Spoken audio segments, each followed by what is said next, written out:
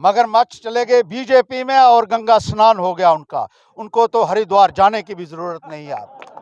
अब तो वो दूध के दूल्हे हो गए, अब उनको कौन पकड़ेगा। अब तो नंद ही नंद है, सैया बने थानेदार, अब डर काहे का। तो अब मोदी जी उनके ऊपर बैठे हुए हैं, उनको शेल्टर देने के लिए। उनको कौन पकड़ेगा मुझे बताइए। जो चोर डाकू चक्का है ना, जिसको पता था मैं फंस जाऊं, वो सीधा बीजेपी के पैरों में गिर रहा है जाकर। मेरे आका मुझे बचा लीजिए। आज नौकरी चाहिए नौजवान को तो 30 लाख रुपया जेब में चाहिए, ये है मोदी सरकार। लेकिन जो आप ये देख रहे हैं कि लगातार आपने भी देखा कि स्कैम, जिसे हम कहें, अगर सब इंस्पेक्टर का जो स्कैम हुआ उसमें आपने देखा कि धांधली हुई। हालांकि जहां पर करप्शन मुक्त भारत की बात की जाती है, ऐसे लोगों ने करप्शन की जिनके बारे में कभी कोई सोच भी नहीं सकता था। आप देख रहे हैं बड़े बड़े ऑफिसर्स हैं जो पुलिस से ताल्लुकात रखते हैं, ASI CRPF के जवान, ये सब इनके नाम आ रहे हैं। आपको क्या लग रहा है कि जम्मू कश्मीर किस राह पर जा रहा है? देखिए, ये सिर्फ अफसरों को दोष देने की बात नहीं। जो भ्रष्टाचार हो रहा है वो पैटर्नाइज्ड करप्शन है, यानी उनके ऊपर हाथ है भारतीय जनता पार्टी का, और उनके संरक्षण में ये सब कुछ हो रहा है।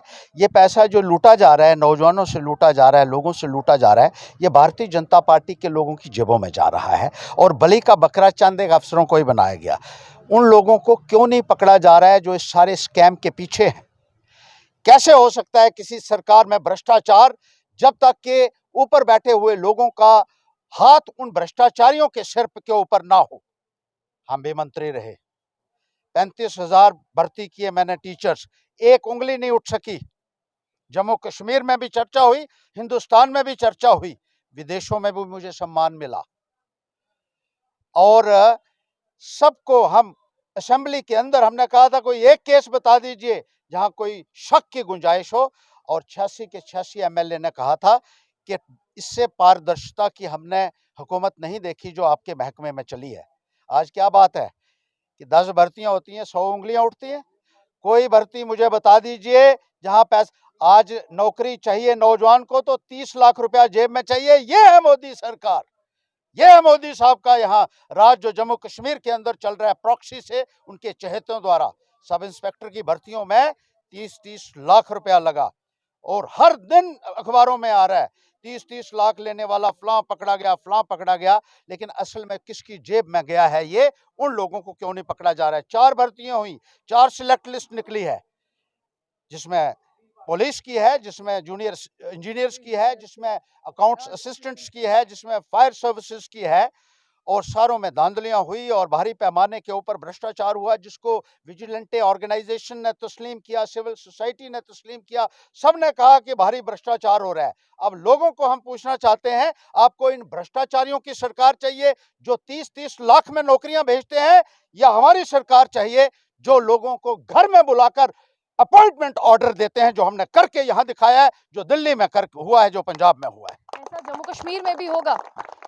जम्मू कश्मीर में करके दिखाया हमने। मैं जीती जागती मिसाल आपके सामने खड़ा हूं कि 35,000 लोगों को भर्ती किया और किसी को चाय पिलाने की जरूरत नहीं पड़ी। ये दावे के साथ सिर्फ हर्षदेव कह सकता है, छाती ठोक के। इस जम्मू कश्मीर के अंदर कोई मंत्री नहीं है, कोई मंत्री नहीं है जो ये कह सके सबने चोर दरवाजे से भर्तियां की और पैसे खाकर भर्तियां की हैं। लेकिन मैं कहीं भी खड़ा होकर कह सकता हूं, गर्दन ऊंची करके, कि हमने जो भर्तियां की एक मिसाल कायम की पूरे जम्मू कश्मीर में, और जिसका हिंदुस्तान में चर्चा हुई। और उस वक्त के जो मंत्री थे वहां दिल्ली के अंदर, ह्यूमन रिसोर्स अर्जुन सिंह जी ने कहा था, he is the best performing minister, सबसे बेहतरीन मंत्री है। जितने भी स्टेटों में हमारे तालीम के मंत्री हैं, सबसे बेहतरीन काम हर्षदेव ने किया है। आज वही आम आदमी पार्टी है। उन अच्छे अच्छे लोगों के साथ मिलकर केजरीवाल हैं, मनीष सिसोदिया हैं, जिन्होंने अच्छा काम किया है।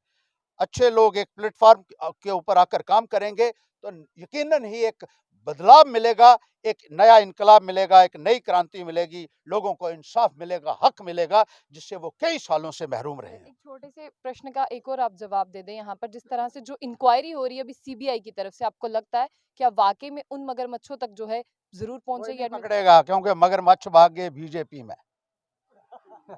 मगरमच्छ चले गए बीजेपी में और गंगा स्नान हो गया उनका। उनको तो हरिद्वार जाने की भी जरूरत नहीं है। अब तो वो दूध के दूल्हे हो गए, अब उनको कौन पकड़ेगा। अब तो नंद ही नंद है, सैया बने थानेदार, अब डर काहे का। तो अब मोदी जी उनके ऊपर बैठे हुए हैं, उनको शेल्टर देने के लिए। उनको कौन पकड़ेगा मुझे बताइए। जो चोर डाकू चक्का है ना, जिसको पता था मैं फंस जाऊंगा वो सीधा बीजेपी के पैरों में गिर रहा है जाकर। मेरे आका मुझे बचा लीजिए। जिसमें हिम्मत होगी और जो सच्चाई पे चलने वाला होगा वही लोगों के साथ खड़ा हो सकता है और वही आम आदमी पार्टी में रह सकता है। बहुत अच्छा। राज कपूर जी, आपसे एक छोटा सा प्रश्न रहेगा। आज 100 जिस तरह से सरपंच और पंच आए हैं, लेकिन बीजेपी कहती है कोई जितना मर्जी यहाँ पर ज्वाइनिंग कर ले, लेकिन जो है जीत हमारी पक्की है, सीएम हमारा पक्का है। यही तो उनका गरूर है।